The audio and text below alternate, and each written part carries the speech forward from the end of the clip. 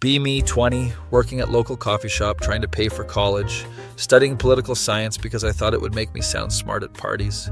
Enter this girl named Riley, who comes in every Tuesday and Thursday for her usual oat milk latte. She's got that whole artsy feminist vibe going on with her vintage band shirts and docs, always carrying around books about gender studies and social justice theory. Seems pretty cool, and we start chatting during slow periods. She mentions she's in women's studies and immediately launches into a lecture about toxic masculinity. Most guys don't even realize how oppressive they are, she says while stirring her coffee. Nod along because I'm trying to be supportive, and also she's really cute. You seem different though, she tells me, like you actually get it. My face when I think I might have found the perfect progressive girlfriend. We start talking more, and she keeps dropping hints about how relationships should be equal partnerships. I just want someone who treats me like a queen, she says one day, but also respects that I'm an independent woman who doesn't need saving. Think this sounds reasonable and start planning how to be the perfect feminist boyfriend. Ask her out finally and she says yes, but only if we split the check. I don't believe in outdated gender roles, she explains. Totally fine with me because equality is important. Our first date is at this trendy restaurant she picked out.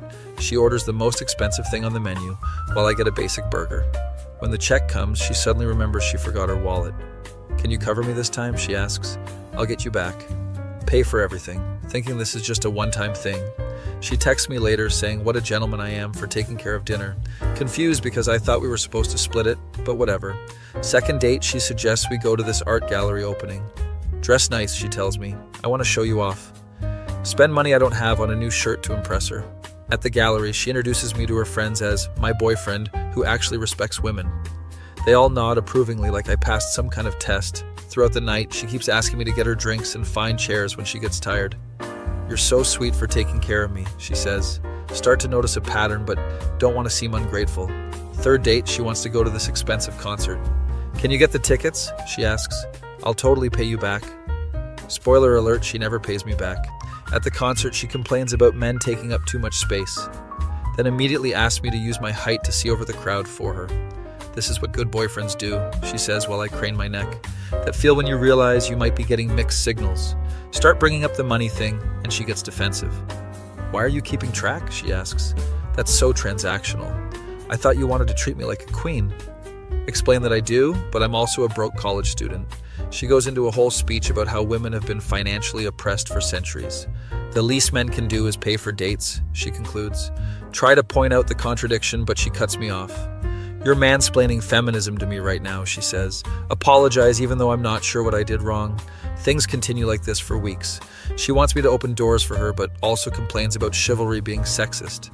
Asks me to carry her bags, then lectures me about women being capable.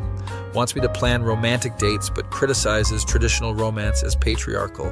My roommate Tyler notices I'm always broke and stressed. Dude, what's going on with you lately? He asks.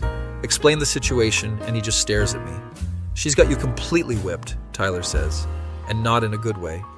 Tell him he doesn't understand because she's fighting against centuries of oppression. By making you pay for everything, he asks. That sounds pretty oppressive to me. Ignore his advice because what does he know about progressive relationships? One day, Riley shows up at the coffee shop looking upset. I need to talk to you about something serious, she says. My heart sinks thinking she's about to break up with me. I've been thinking about our relationship, she continues, and I realize you've been exhibiting some problematic behaviors. Ask what she means while preparing for the worst. You keep bringing up money like it matters more than our connection, she says, and you don't seem to understand that treating me well isn't about keeping score. Feel like I'm being gaslit, but also genuinely confused. I thought you wanted equality, I tell her. I do, she says, but equality doesn't mean you stop being a gentleman. Treating me like a queen means putting my needs first.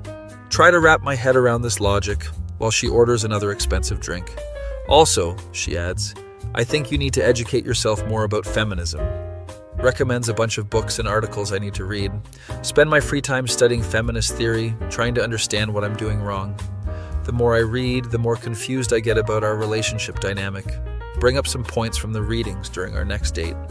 Actually, I say, Bell Hooks talks about how both partners should contribute equally. She looks at me like I just committed a hate crime. You're really going to quote a black feminist to explain my own beliefs to me? She asks. That's like peak white male privilege right there. Apologized profusely even though I was trying to be thoughtful. She spends the rest of dinner explaining why my comment was problematic. Meanwhile, I'm calculating how much this meal is going to cost me. Things come to a head during our 2-month anniversary dinner. She picks the fanciest restaurant in town and orders wine that costs more than my textbooks. "This is so romantic," she says. "You really know how to treat a woman right." When the check comes, it's literally half my monthly budget. Hand over my credit card while dying inside. She posts pictures on social media with captions about finding a real man. Her friends comment about how lucky she is to find someone who respects her. Feel proud for about 5 minutes until my card gets declined at the gas station.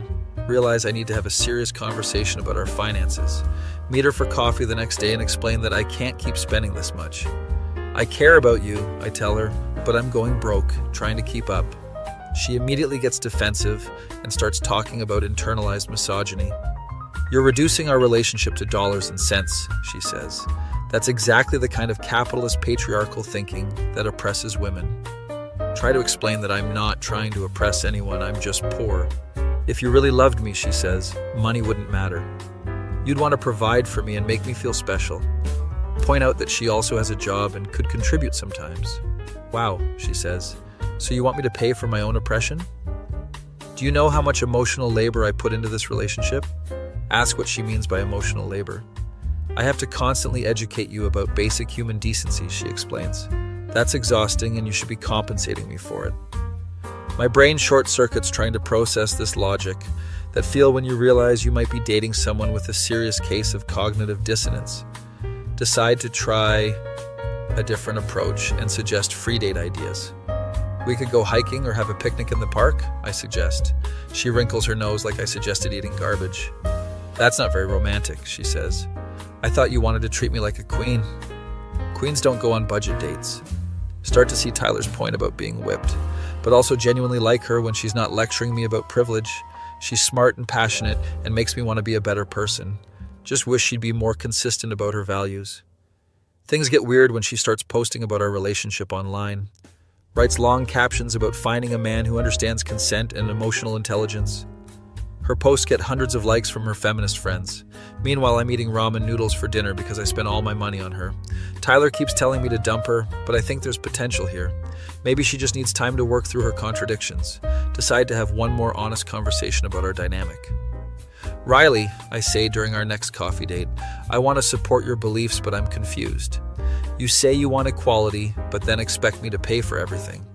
You criticize traditional gender roles, but want me to act like a traditional provider.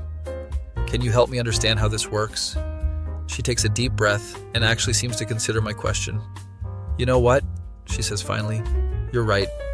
I have been sending mixed messages." My face when she actually admits to being contradictory. "I guess I want the benefits of feminism without giving up the benefits of traditional dating," she continues. "That's not really fair to you. Feel like we're finally getting somewhere productive." "I think I've been so focused on fighting patriarchy that I didn't realize I was creating my own double standards," she says. "Maybe we can figure out a way to make this work for both of us. Suggest we start over with clear expectations about money and roles. What if we alternate who pays?" I propose, and we both contribute to planning dates and stuff. She agrees and actually seems relieved to not have to maintain the cognitive dissonance. Our next date, she insists on paying and picks a reasonably priced restaurant. "This is actually really nice," she says. "I forgot how good it feels to treat someone." Start to see a different side of her when she's not performing feminist outrage. She's actually pretty funny and down to earth when she drops the act. Slowly develop a more balanced relationship where we both contribute. She still occasionally lectures me about social justice, but now I can call her out when she's being hypocritical. "That sounds like you want special treatment," I'll say when she gets demanding. "You're right," she'll admit. "Let me rethink that." 6 months later, we're actually dating in a way that makes sense. She pays for dates sometimes and doesn't expect me to be her personal ATM. Still passionate about feminism, but more self-aware about her own contradictions. Tyler admits he was wrong about her being hopeless. "She actually seems cool now," he says, "once she stopped trying so hard to be oppressed." That feel when you realize people can grow and change if you give them the chance. We still argue about politics sometimes, but now it's actually productive. She challenges me to think differently, and I help her stay grounded in reality. Turns out the secret to dating a feminist is helping them apply their values consistently, not just agreeing with everything they say to avoid conflict.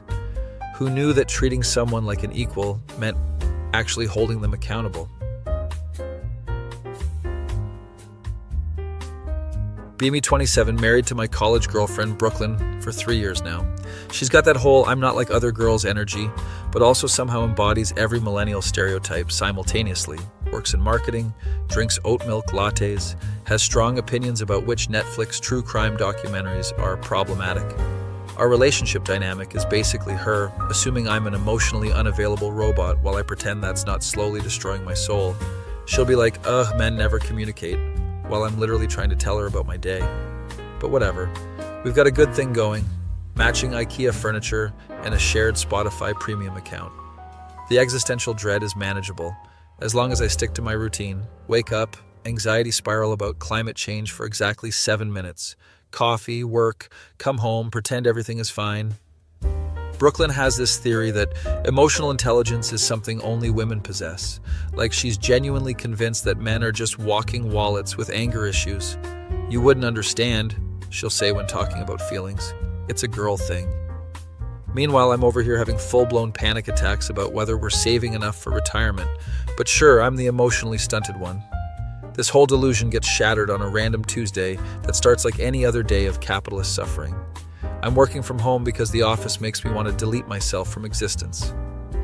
Brooklyn's also remote today, taking Zoom calls about synergistic brand experiences or whatever dystopian nonsense her job involves. Around 2 p.m., I get a call that my childhood dog back at my parents' house is being put down.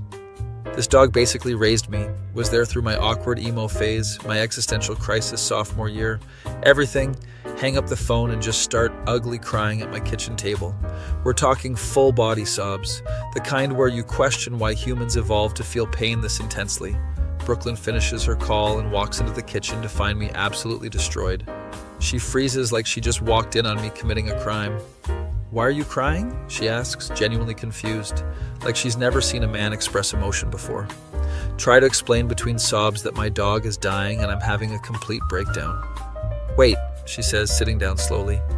"You're actually sad about this?" Like genuinely upset, not just pretending because you think that's what I want to see? Stare at her through my tears, wondering what kind of sociopathic response she was expecting.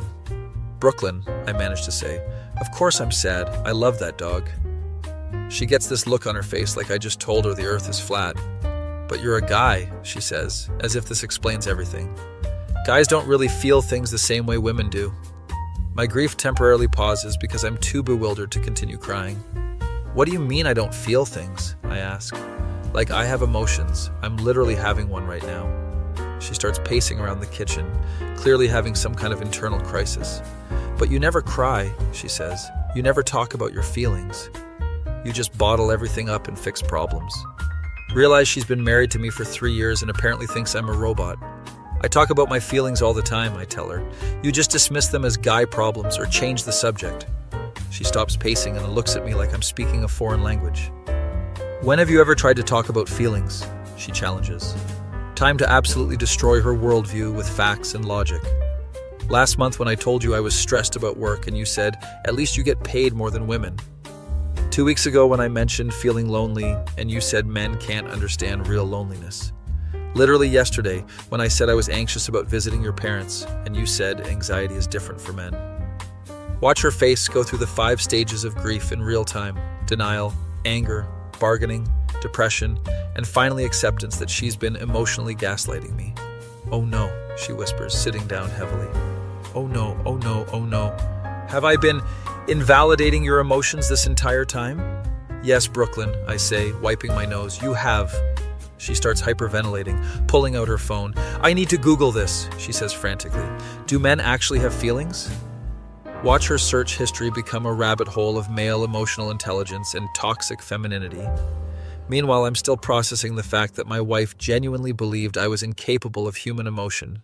She's reading articles out loud like she's discovering fire. It says here that men experience depression at higher rates, but are less likely to seek help due to social stigma. Oh my God, do you have depression? "Brooklyn," I say gently, "I've been in therapy for 2 years. You knew this. I thought you were just going for, anger management or something. That moment when you realize your spouse has been living in a completely different reality. She's now full-blown spiraling, reading feminist think pieces about emotional labor. Wait, she says, looking up from her phone. If men have feelings, then what about all my complaints about emotional labor?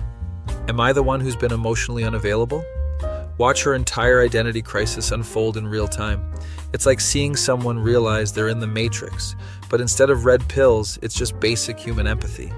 I feel terrible, she says, which is ironic because now she's the one expressing emotions. How do I fix this? What do I do with this information? Suggest maybe starting by asking me how I'm feeling instead of assuming I don't have feelings. She nods frantically, taking notes in her phone like this is a work presentation. Okay, she says. How are you feeling right now? About what? I ask. About everything. About me not knowing you had emotions. About your dog. About anything. Tell her I'm feeling sad about my dog, confused about our relationship dynamic, and oddly relieved that we're finally talking about this. She starts crying, which is somehow the most human I've seen her in months. I'm so sorry, she sobs. I've been terrible. I just assumed, I thought, all my friends said, yes, the friends. Probably the source of her revolutionary theory that men are emotionless zombies. We spend the next hour having the most honest conversation we've had in years. Turns out she's been suppressing her own emotions too, just in different ways. Always felt pressure to be the emotional one in the relationship. Never considered that maybe I was just better at hiding my feelings because society taught me to. It's like a therapy session, but with more existential dread and millennial anxiety. So when you just sit quietly, she asks, you're not thinking about nothing? You're actually having thoughts and feelings? Explain that my brain is basically a constant live stream of anxiety, random song lyrics, and intrusive thoughts about death. That sounds exhausting, she says. Welcome to being human, I reply. She spends the next few days overcompensating, asking me about my feelings every 30 minutes. How are you feeling about breakfast? What emotions are you having about this traffic? Are you okay? You look like you might be experiencing something. Have to gently explain that having emotions doesn't mean I'm having a constant emotional emergency. But honestly, it's kind of nice to have someone actually care about my internal experience. Even if she's approaching it like a sociology experiment. She starts reading books about male psychology, which is hilarious because it's just regular psychology.